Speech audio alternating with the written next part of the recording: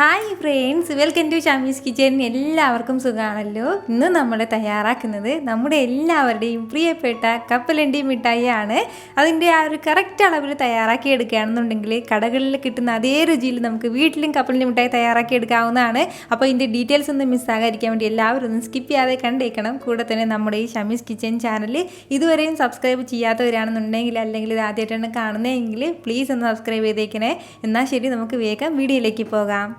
നമ്മുടെ ഈ കപ്പലണ്ടി മിഠായി തയ്യാറാക്കാൻ തുടങ്ങുന്നതിന് മുമ്പായിട്ട് ഫസ്റ്റ് നമ്മൾ ചെയ്യേണ്ട കാര്യം എന്താണെന്ന് വെച്ചാൽ, ഇതുപോലെ എന്തെങ്കിലും ഒരു ട്രേയോ അല്ലാന്നുണ്ടെങ്കിൽ സാധാരണ സ്റ്റീലിലുള്ള വട്ടപാത്രം ഉണ്ടല്ലോ, അത് ഏതെങ്കിലും ഒന്ന് എടുത്തതിന് ശേഷം അതിലേക്ക് ഞാനിപ്പോൾ ഇതുപോലെ അലുമിനിയത്തിൻ്റെ ഫോയിലാണ് എടുത്തിട്ടുള്ളത്.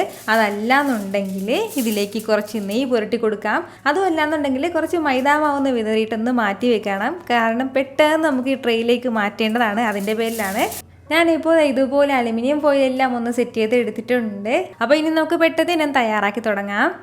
ഇനി നമുക്ക് വേണ്ടത് ഒരു കടായി ഒന്ന് അടുപ്പത്തേക്ക് വെച്ചിട്ട് അത് നല്ലതുപോലെ ഒന്ന് ചൂടായി തുടങ്ങുമ്പോഴത്തേക്കും അതിലേക്ക് നമുക്ക് ആവശ്യമായിട്ടുള്ള കപ്പലണ്ടി ചേർത്ത് കൊടുക്കാം. ഞാനിപ്പോൾ പച്ച നിലക്കടലാണ് എടുത്തിട്ടുള്ളത്. വറുത്ത കപ്പലണ്ടി ആണെന്നുണ്ടെങ്കിൽ നമുക്ക് എടുക്കാവുന്നതാണ്. വറുത്ത കപ്പലണ്ടി ആണെന്നുണ്ടെങ്കിൽ ഇതുപോലെ ഒന്ന് വറുത്തെടുക്കണം കേട്ടോ.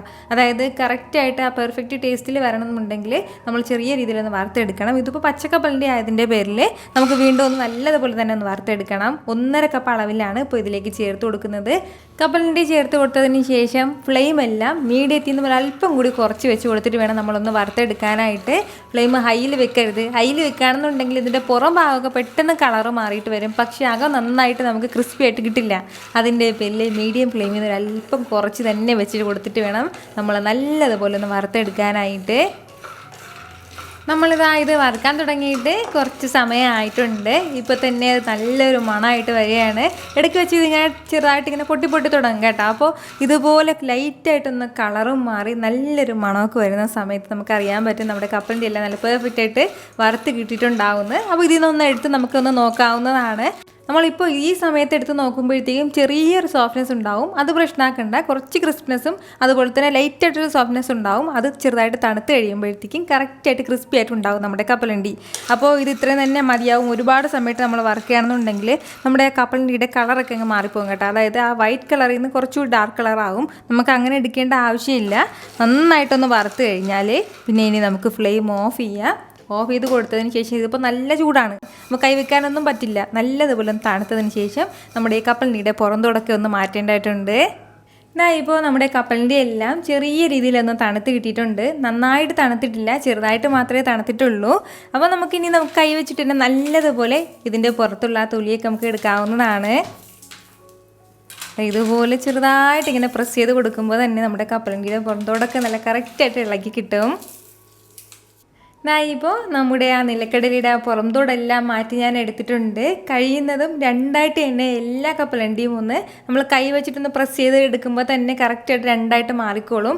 അപ്പോൾ മുഴുവൻ കപ്പലണ്ടി ആയിട്ട്, അതായത് ഒന്ന് ഇടയ്ക്കിടയ്ക്ക് 2-3 ഉണ്ടെങ്കിൽ കുറച്ചൊക്കെ ഉണ്ടെങ്കിൽ പ്രശ്നമൊന്നുമില്ല. പക്ഷേ മിക്കതും കഴിയുന്നത് എല്ലാം 2 പീസായിട്ട് തന്നെ ഇടാൻ വേണ്ടിയിട്ട് പ്രത്യേകം ഒന്ന് ശ്രദ്ധിച്ചേക്കണം. വീണ്ടും അതേ കടായി തന്നെ ചൂടാക്കാൻ വേണ്ടി വെച്ചിട്ടുണ്ട്. അതിലേക്ക് നമുക്ക് ഒരു 1/2 കപ്പ് അളവിൽ ശർക്കരയും കൂടി നമുക്ക് ആവശ്യമായിട്ടുണ്ട്. അപ്പോൾ നമ്മൾ 1.5 കപ്പ് അളവിൽ കപ്പലണ്ടി എടുക്കുമ്പോഴത്തേക്കും 1/2 കപ്പ് അളവിൽ മാത്രം ശർക്കര മതിയാവും. ശർക്കരയുടെ അളവ് കൂടുകയാണെന്നുണ്ടെങ്കിൽ കപ്പലണ്ടി മിഠായിക്ക് ഭയങ്കര മധുരമായിരിക്കും കേട്ടോ. അപ്പോൾ നമുക്ക് ഉദ്ദേശിച്ച് നമ്മൾ അത്രയ്ക്ക് അങ്ങനെ കഴിക്കില്ല. അതായത് ഒരുപാട് മധുരമാകുമ്പോഴത്തേക്ക് നമുക്ക് കഴിക്കാൻ പറ്റില്ല. അപ്പോൾ ഇതുപോലെ 1.5 കപ്പ് അളവ് കപ്പലണ്ടിക്ക് 1/2 കപ്പ് അളവിൽ മാത്രമേ ശർക്കര എടുക്കാൻ പാടുള്ളൂ. എങ്കിൽ മാത്രമേ ആ കറക്റ്റ് ടേസ്റ്റിൽ നമുക്ക് കിട്ടത്തുള്ളൂ. കൂടെ തന്നെ ഇതിലേക്ക് ഒരല്പം വെള്ളം കൂടി ചേർത്ത് കൊടുക്കാം. ഒരു 3 ടീസ്പൂൺ അളവിൽ മതിയാവും. കൂടുതൽ ചേർക്കേണ്ട ആവശ്യമില്ല. നമ്മൾ എത്രത്തോളം വെള്ളം ചേർത്ത് കൊടുക്കുന്നു അത്രത്തോളം നമ്മളിത് പറ്റിച്ചെടുക്കേണ്ടി വരും കേട്ടോ. അതിൻ്റെ പേരിൽ ഇതുപോലെ വളരെ കുറച്ച് മാത്രം ചേർത്ത് കൊടുത്താൽ മതിയാവും. ഇനി ഇതെല്ലാം നന്നായിട്ടൊന്ന് ഉരുകി വരട്ടെ. ഇപ്പോൾ നമ്മുടെ ശർക്കര എല്ലാം നല്ലതുപോലെ ഒന്ന് ഉരുകി കിട്ടിയിട്ടുണ്ട്. അപ്പോൾ ഇതുപോലെ ഒന്ന് ഉരുകി കഴിഞ്ഞാൽ പിന്നെ നമുക്ക് വേണ്ട കാര്യം എന്താണെന്ന് വെച്ചാൽ നന്നായിട്ടൊന്ന് അരിച്ചുകൂടി എടുക്കണം കേട്ടോ. അതായത് ശർക്കരയിൽ ഇപ്പോൾ അത്യാവശ്യം കല്ലും പൊടിയൊക്കെ ഉണ്ടാവും. അതൊക്കെ ഒന്ന് അരിച്ച് മാറ്റി ഇതിലേക്ക് ഒഴിക്കാം. അരിച്ച ശർക്കരയും ചേർത്ത് കൊടുത്തതിന് ശേഷം വീണ്ടും നല്ലതുപോലെ നമ്മൾ ഇളക്കി കൊടുക്കണം. ഫ്ലെയിം ഹൈയിൽ വെക്കരുത്. ഹൈയിൽ വെക്കുകയാണെങ്കിൽ എന്ത് പറ്റുമെന്ന് വെച്ചാൽ ശർക്കര പെട്ടെന്ന് കരിഞ്ഞു പോകും. ആ കരിഞ്ഞ ടേസ്റ്റ് ഉണ്ടാകും. അപ്പോൾ അതിൻ്റെ പേരിൽ മീഡിയം ഫ്ലെയിമിൽ നിന്ന് അല്പം കൂടി കുറച്ച് വെച്ചിട്ട് വേണം നമ്മൾ വീണ്ടും നന്നായിട്ടൊന്ന് തിളപ്പിച്ചെടുക്കാനായിട്ട്. ഇപ്പോൾ നമ്മൾ ഇതിലേക്ക് ഒഴിച്ചു കൊടുത്താൽ വെള്ളം കംപ്ലീറ്റ് ആയിട്ടൊന്ന് വറ്റി കിട്ടണം. അതുപോലെ തന്നെ ശർക്കരയ്ക്ക് ഒരു കറക്റ്റായിട്ടുള്ള പാകം കൂടി വരാനുണ്ട്. ഇപ്പോൾ നമ്മുടെ ശർക്കര എല്ലാം നല്ലതുപോലെ ഉരുകി ഇതുപോലെ ഒരു നൂൽ പരുവമായിട്ടുണ്ട്. ഈ ഒരു സമയം ഇനി നമുക്കിതിലേക്ക് ചേർത്ത് കൊടുക്കേണ്ടതാണ് ഇതുപോലെ ഒരേ ഒരു പിഞ്ചളവിൽ സോഡാപ്പൊടിയും കൂടി. അപ്പോൾ ഈ ബേക്കിംഗ് സോഡ നമ്മൾ ചേർത്ത് കൊടുക്കുന്നത് എന്തിനെന്ന് വെച്ചാൽ എക്സ്ട്രാ ഒരു ക്രിസ്പ്നെസ് കിട്ടാൻ വേണ്ടിയിട്ടാണ്. ഇതുപോലെ വളരെ കുറച്ച് മതിയാവും കേട്ടോ, ഒരുപാടൊന്നും നമുക്ക് ആവശ്യമായിട്ടില്ല. ഇനിയിപ്പോൾ ഈ ബേക്കിംഗ് സോഡ ചേർക്കാതെ തന്നെ നമുക്ക് തയ്യാറാക്കി എടുക്കാവുന്നതാണ്. പക്ഷെ നമ്മൾ കടകളിൽ തയ്യാറാക്കുന്ന അതേ കറക്റ്റ് രീതിയിൽ ചെയ്യുമ്പോഴാണ് ഇതുപോലെ ഒരു പിഞ്ചളവിൽ സോഡാപ്പൊടിയും കൂടി ചേർത്തേക്കണം. ഇത്രയും ആയി കഴിഞ്ഞാൽ നമ്മുടെ ശർക്കര പാനി കറക്റ്റായിട്ട് റെഡി ആയിട്ടുണ്ടാവും. അപ്പോൾ ഇത് കറക്റ്റായിട്ട് റെഡി ആയിട്ടുണ്ടോ ഇല്ലേ എന്നറിയാൻ വേണ്ടിയിട്ട് ഒരു ബൗളിലേക്ക് ഒരല്പം വെള്ളം എടുക്കണം. അതിലേക്ക് നമ്മളിതാ ഒരു സ്പൂണിൽ നിന്ന് ഇങ്ങനെ എടുത്ത് ഒരല്പം ഇങ്ങനെ ശർക്കര പാനി വെള്ളത്തിലേക്ക് ഇട്ട് കൊടുക്കാം. ഇതുപോലെ നമ്മളൊന്ന് വെള്ളത്തിലേക്ക് ഇട്ട് നോക്കുമ്പോഴത്തേക്കും ഇത് നല്ലതുപോലെ ക്രിസ്പി ആയിട്ടുണ്ടാവും. ഈ ഒരു രീതിക്ക് ഇത് കറക്റ്റായിട്ട് ഇങ്ങനെ 2 പീസായിട്ട് ഇങ്ങനെ ഒടിഞ്ഞ് വരും കേട്ടോ. അപ്പോൾ ഇതുപോലെ ഈ ഒരു അളവാകുമ്പോൾ മാത്രമേ ശർക്കര പാനി കറക്റ്റ് അളവായിട്ടുണ്ടാവുള്ളൂ. ചെറുതായിട്ട് ഇങ്ങനെ മടങ്ങിയൊക്കെ വരുന്ന ആ ഒരു രീതിയാണെന്നുണ്ടെങ്കിൽ നമ്മളിതിലേക്ക് കപ്പലണ്ടി ചേർക്കാൻ പാടില്ല. അപ്പോൾ വെള്ളത്തിലേക്ക് ഇട്ട് കറക്റ്റായിട്ട് അതൊന്ന് ചെക്ക് ചെയ്ത് നോക്കിയേക്കണം. ഈ ഒരു സമയം ഇനി നമ്മൾ നേരത്തെ വറുത്ത് മാറ്റി വെച്ചിരിക്കുന്ന കപ്പലണ്ടിയും കൂടി ചേർത്ത് കൊടുക്കാം. കപ്പലണ്ടിയും ചേർത്ത് കൊടുത്തതിന് ശേഷം നല്ല രീതിയിൽ ഇതെല്ലാം കൂടി ഒന്ന് മിക്സ് ചെയ്ത് കൊടുക്കാം കേട്ടോ. നമ്മളിതിലേക്ക് കപ്പലണ്ടി ചേർത്ത് കൊടുക്കുന്ന സമയത്ത് വളരെ കുറച്ച് ശർക്കര മാത്രമായിട്ട് തോന്നും. പക്ഷേ ആ ഒരു ശർക്കരയിൽ ഇട്ട് തന്നെ നമ്മൾ നല്ലതുപോലെ ഒന്ന് മിക്സ് ചെയ്ത് എടുക്കണം. ഒരുപാട് ശർക്കര ഇങ്ങനെ ഈ കപ്പലണ്ടിയിൽ ഇങ്ങനെ പൊതിഞ്ഞിരിക്കാൻ പാടില്ല. ഈ ഒരു രീതിയിൽ ചെറുതായിട്ട് ഇങ്ങനെ കോട്ട് ചെയ്ത് മാത്രമേ പോകാൻ പാടുള്ളൂ.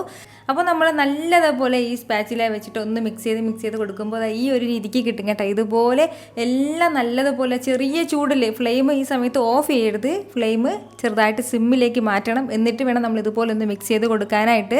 ഫ്ലെയിം ഓഫ് ചെയ്യണമെന്നുണ്ടെങ്കിൽ പെട്ടെന്ന് തന്നെ ഇതെല്ലാം ഒന്ന് സെറ്റായി പോകും.